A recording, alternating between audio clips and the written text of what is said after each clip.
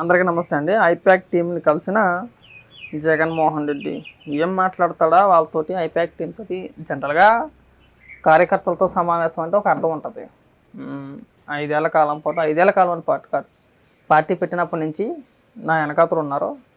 Social మీడియాలో నాతో పాటు మీరు కూడా కష్టపడ్డారు. నా వంతు ప్రయత్నం నేను చేసుకుంటూ వెళ్తుంటే మీ వంతు ప్రయత్నంగా మీరు చేసే కాడికి మీరు చేసేది అని చెప్పి పెట్టుకుంటాడేమో అని చెప్పి నేను అనుకున్నా. కానీ ఐపాక్ టీంతో ఒక మీటింగు, దాంట్లో కూడా మాట్లాడుతూ ఈసారి ఇంకా గట్టి కొట్టబోతున్నాం అంటే పైకి మాటలు ఒకటి చెప్తున్నా, ముఖం ఒకటి చెప్తుందిలే, ముఖంలో అంత ఆనందం ఏం కనబడట్లే, ముఖం డల్గానే పెట్టుకొని ఈసారి ఇంకా గట్టిగానే కొట్టబోతున్నాం అన్నాడు. సరే, అవన్నీ పక్కన పెడతాం. ఇంకా ఐపాక్ టీంతో ఏం మాట్లాడతాడో, ఎందుకు సమావేశం అంటే సింపుల్. ఐపాక్ అంటే మనకు తెలిసిందే, ఉన్నది లేనట్టు, లేనిది ఉన్నట్టు ప్రచారం చేయడమే ఐపాక్ డ్యూటీ. మనం గతంలో చూసాం. 2017లో అనుకుంటా ఐపాక్ వచ్చింది ఆంధ్రప్రదేశ్కి. అప్పటి నుంచి చూసుకుంటున్నా కమెడీ ఎస్పీలని, పింక్ డైమండ్ అని, ఇంకా గొడ్లపోటు, ఈ గుండెపోటు, కోడికత్తి డ్రామా, వీటన్నిటిని కూడా ఏ విధంగా విష ప్రచారం చేశారో మనందరికీ తెలిసిందే. వాటి వెనకాతలో ఉన్నది ఈ ఐపాక్ టీమే. అంటే వాళ్ళ సపరేట్గా వెళ్ళి జగన్మోహన్ రెడ్డి కలవడానికి కారణం కూడా ఐపాక్ అనేది ఏంటి, వాళ్ళు చేసే పని ఏంటి, వాళ్ళకి ఎంత వాల్యూ ఇవ్వాలనేది జగన్మోహన్ రెడ్డికి బాగా తెలుసు. లేకపోతే సపరేట్గా ఒక షెడ్యూల్ పెట్టుకుని ఒక మీటింగ్ పెట్టుకుంటాడని చెప్పేసి నేనైతే అనుకోను. ఆ విలువ సొంత కార్యకర్తలకు ఇచ్చుంటే ఇంకా బాగుండేదేమో. ఆ విష ప్రచారం ఈ ఐపాక్ టీం కన్నా వాళ్ళే ఎక్కువ చేశారు. జగన్మోహన్ రెడ్డి ఆ స్ట్రాటజీలు అలా ఉంటాయన్నమాట.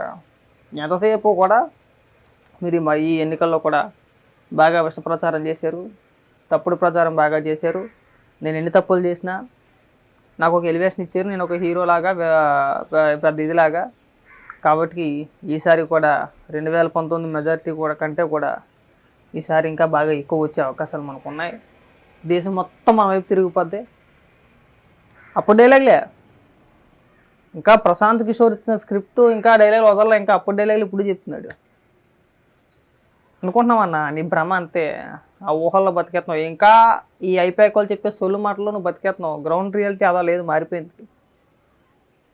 మీకు ఎవరో రాంగ్ ఇన్ఫర్మేషన్ ఇచ్చినట్టున్నారు, అందుకని చెప్పేసి వెళ్ళి కృతజ్ఞత ఏదో సభ ఏదో అదే అనుకుంటా. అది మిమ్మల్ని మించిన వీరులు లేరు.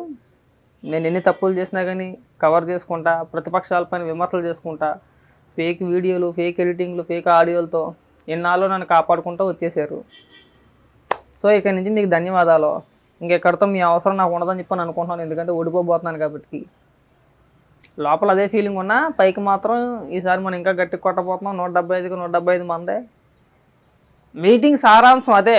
మీకు అనుకుంటున్నారేమో ఎందుకు మీటింగ్ పెట్టుకున్నాడా, ఏం అవసరం అని చెప్పని అనుకుంటున్నారు కదా. మీటింగ్ సారాంశం అదే ఉంటుంది. ఎన్నాళ్ళలో చేసిన అసత్య ప్రచారాలకి, అంటే తెలుగుదేశం పార్టీ పైన చేసిన అసత్య ప్రచారాలకి, లేదంటే ఫేక్ వీడియోలకి, మార్పిడి వీడియోలకి, ఆ బూతులకి సంబంధించిన స్క్రిప్ట్కి సంబంధించిన దానికి ఏదో ఒక కృతజ్ఞత. మనోడికి ఏదో ఒక రిపోర్ట్ ఉంటుందిగా గ్రౌండ్లో, మళ్ళీ మనం వచ్చేస్తున్నామన్నా తిరగలేదని చెప్పేసి ఆ సంతోషంలో, ఆ ఆనందంలో అక్కడికి వెళ్ళిపోయి ఒక సభ అంటే ఒక మీటింగ్ లాంటిది పెట్టుకొని ఏదో ఒక 9 నిమిషాలు 10 నిమిషాలు మాట్లాడాడు. ఆ మాట్లాడింది కూడా ఎవరికి పెద్ద ఏమీ అర్థం కాలేదు. సగం తెలుగులోనే సగం ఇంగ్లీష్లోనే సచ్చాడు అక్కడ కూడా. పని ఏమైనా అర్థం చేసుకుందాం కదా అని చెప్పి చెవి దగ్గర పెట్టుకున్నా కానీ పక్కన మళ్ళీ వాళ్ళ ఐపాక్ టీం అంతా కూడా పెద్ద పెద్ద కేకలు, పెద్ద పెద్ద ఏళ్ళు. మరి వాళ్ళకేం అర్థమవుతుందో మనోడు మాట్లాడుకుంటే. అంతే బ్రదరు. ఆ మీటింగ్కి సంబంధించి సారాంశం అడిగారు కాబట్టి, ఏం మాట్లాడతాడు ఏంటి అని చెప్పేసి మీరు అనుకుంటున్నారు కాబట్టి, ఆ మీటింగ్లో మాట్లాడేది ఏం ఉండదు. ఇప్పుడు నేను ఏదైతే చెప్పానో అదే ఉంటుంది. చాలా బాగా వీటి గురించే, అంతమించి ఏముంటుంది. ఐపాక్ అంటేనే ఫేక్ కదా. మన ఐపాక్ అనగానే మనకు గుర్తుకొచ్చేది ఏంటి, అదొక పెయిడ్ టీము. చేసేవన్నీ కూడా విష ప్రచారాలు, అసత్య ప్రచారాలు. మొట్టమొదటి గుర్తుకొచ్చేది మనకు అవే. ఇంకా వాళ్ళతో జగన్మోహన్ రెడ్డి ఏం మాట్లాడతాడు, వాటికి సంబంధించే మాట్లాడాలి, అవునా కదా. వైఎస్ఆర్సీపీ పార్టీ సోషల్ మీడియా టీంతో జగన్మోహన్ రెడ్డి మీటింగ్ అంటే అది వేరే విషయం. మన విధి విధానాలు, మన పార్టీ సిద్ధాంతాలు జనాల్లోకి తీసుకెళ్ళండి, ప్రజల్లోకి తీసుకెళ్ళండి, ఆ విధంగా ఉంటాయి. ఐపాక్ టీంతో మీటింగ్లు ఏముంటాయి, ఈ 30 రోజులు కూడా ఇదే వేవు. మళ్ళీ నేనే వస్తున్నాను, దొరికిన కాడికి దొరికినట్టు విష ప్రచారాలు చేసియండి. నేను అధికారంలోకి వచ్చిన తర్వాత మళ్ళీ నీకు ఇంకాస్త కొద్ది పేమెంట్ పెంచుతాను, కలకాలం పాటు నేను ముఖ్యమంత్రిగా ఉండగా మీకు డోకా లేదు, మీ ఐపాక్ టీం ఎక్కడికి వెళ్దాం, మీ ఐపాక్ టీంకి నాది భరోసా, నేను బాధ్యుని. మన కలకాలం పాటు ఆంధ్ర రాష్ట్ర ప్రజల పడి ఇలా బతికేద్దాం ఇలాగా, అంతే ఉంటుంది. అంతమించి ఏముండదు. ఆ మీటింగ్ సారాంశం ఏంటని చెప్పి అడిగారు కాబట్టి చెప్తున్నాను. అంతమించి ఏముండదు. ఆ సారాంశం లేదు, బొక్క లేదు. ఏదో ఊరికి వెళ్ళి కలవాలి. ఇన్నాళ్ళు మన కోసం రాత్రి అనగా పగలనగా ఫేక్ వీడియోలు చేసి, మార్పింగ్లు చేసి, ఫేక్ ఎడియోలు చేసి, ఫేక్ లెటర్లు వదిలి, తెలుగుదేశం పార్టీ లెటర్ అని చెప్పేసి ఒక ఫేక్ లెటర్లు వదిలి అంతా కష్టపడ్డారు. ఇంక చివరి ఆఖరి దశకు వచ్చారు. రేపు పొద్దున్న రిజల్ట్ ఏమవుద్దో, మళ్ళీ కలిసే అవకాశం వచ్చిందో లేదో, అంటే ముఖ్యమంత్రి హోదాలో కలిసే అవకాశం వచ్చిందో లేదో. ముందుగా వెళ్ళి కలిసిస్తే అయిపోద్ది కదా, వాళ్ళకు కూడా ఒక ఆనందం ఉంటుంది. ముఖ్యమంత్రి వచ్చి మమ్మల్ని కలిసేటరా అని చెప్పేసి అని. అయినా ముఖ్యమంత్రి స్థాయిలో ఉండి ఐపాక్ టీంని కలవడం ఏంటో నాకు అర్థం కాల. మరి ఎవడన్నా చెప్పాడో చెప్పలేదో నాకైతే తెలియదు. ఏమన్నా అంతేనా? అంతకు మించిన సారాంశాలు ఏమైనా ఉంటాయా?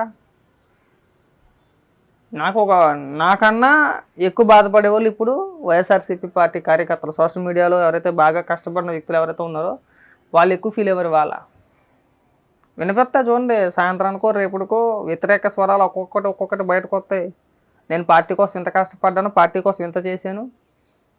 అంటే జగన్మోహన్ రెడ్డి ఆలోచన విధానాలు ఏ విధంగా ఉంటే ఒకసారి అర్థం చేసుకోండి. తన సొంత పార్టీ కార్యకర్తలను కూడా జగన్మోహన్ రెడ్డి నమ్మడం. ఏదైనా డబ్బే ప్రధానం. ఇగో ఐపాక్ టీం ఉంది, చక్కగా డబ్బులు తీసుకుంటారు, విషప్రచారాలు చేస్తారు. మనకు కావాల్సిన ఇన్పుట్ వచ్చింది అక్కడి నుంచి, మనం వాడుకోవచ్చు, రాజకీయంగా మనం లబ్ధి పొందొచ్చు. కార్యకర్తలు అలా కాదు కదా. కార్యకర్తలు అలా కాదు. పార్టీ సిద్ధాంతాలనే ప్రజల్లోకి తీసుకెళ్లే ప్రయత్నం చేస్తారు. అక్కడ ఎవడికి ఆడే హీరో, ఒకటి చెప్పిన మాట ఇంకొకటి ఏందో, నువ్వేంటి చెప్పింది, నువ్వు కార్యకర్త నేను కార్యకర్త అనే ఫీలింగ్లో ఉంటారు. సో అలాంటి కార్యకర్త మనం కలవవసరం లేదులే, బహుశా ఆ ఫీలింగ్లో ఉన్నాడేమో. ఏది ఏమైనా ఇవాళ సారాంశం అది. మళ్ళీ ఇంకొకసారి చెప్తున్నాను జగన్మోహన్ రెడ్డికి, అన్న దేశం మొత్తం ఖచ్చితంగా మనం ఏం చూసుద్ది. నీ ఓటమి ఎంత ఘోరంగా ఉండబోతుందో నీకు అర్థం కావట్లేదు. నేను ఇంతకుముందే చెప్పా, నీకు డబల్ డిజిట్ వస్తే గొప్పది. నీకు మ్యాక్సిమం ఒక 20-30 వచ్చినా కానీ చాలా ఎక్కువ వచ్చినట్లు లెక్క నన్ను అడిగితే కనుక. అది కూడా రాదు.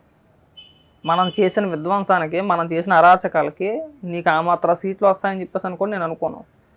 రాను కూడా రావు. మనం ఏదో గొప్ప ఘనకార్యం సాధించిన వాళ్ళలాగా, చేసిన వాళ్ళలాగా మళ్ళీ ముసుముసంలో అవుతా. లోపల భయం ఉంది, ఓడిపోబోతున్నాం అనే భయం లోపల అలాగే ఉంది. కానీ ఇక్కడికి వచ్చి పెద్ద పెద్ద మాటలు మనమే వస్తున్నాం, తిరిగిలేదు. ఇవన్నీ చెప్పమాకన్నా, నీ సినిమా అయిపోయింది, ఇంక ఇవన్నీ సర్దుకో. ఇంకా రాను కూడా రావు. మనం ఏదో గొప్ప ఘనకార్యం సాధించిన వాళ్ళలాగా, చేసిన వాళ్ళలాగా మళ్ళీ ముసుముసంలో అవుతా. లోపల భయం ఉంది, ఓడిపోబోతున్నాం అనే భయం లోపల అలాగే ఉంది. కానీ ఇక్కడికి వచ్చి పెద్ద పెద్ద మాటలు మనమే వస్తున్నాం, తిరిగిలేదు. ఇవన్నీ చెప్పమాకన్నా, నీ సినిమా అయిపోయింది, ఇంక ఇవన్నీ సర్దుకో. ఇంకా